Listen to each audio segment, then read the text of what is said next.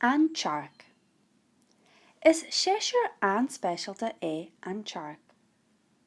Tá an gheimhrí fir fada thart. Tá an aithrí gathród. Éiríonn an aimsir níos fearr agus tosaíonn na plandaí ag fás. Bíonn daithanna geallanta na blahanna. Bíonn luas an chromcian agus nónanaí le feiceáil sna geardainaí agus sna parcanna. Feasan duilleoga na cronn fásta. Bíonn babaithe ag cuid mhór anmhaithe. Bíonn uainn ag na céirí mar shampla. Theglann na huain óga a eiceáil ag rithart na parcanna.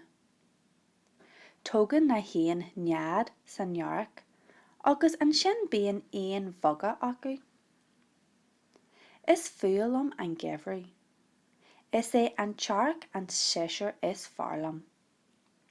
Is brealam na blahanna geallanta agus na hainmhithe óga a eiceáil. Cuireann sin achas mór orm. Céist a haon. Cé thur a mbíonn an tEarrach ann? A. Nuair a thagann an sneachta. B. Inné an gheimhrí. nó C. Ag an nullag. Céist a dó. Cad é atá speisialta faoin tEarrach? A. Aithrí an gceithreod. B. Éiríonn sé fir.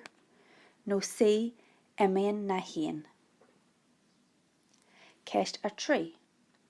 Cad é a tharlaíonn don na plandaí? A. Feasann siad. B. Faigheann siad buas. nó C. Imíonn na daithanna. Céist a ceathair. Cé háit a mbíonn nónanaí le feiceáil? A. Sna siopaí. B. Sna parcanna. nó C. Sa spéir. Céist a cúig. Cad é a thógann na haon san tEarrach? A. Nead.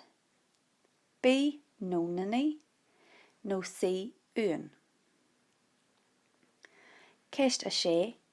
Nuair a thagann an tEarrach bíonn an scríbhneoir A. Farraige. B. Sásta. nó C. Brónach.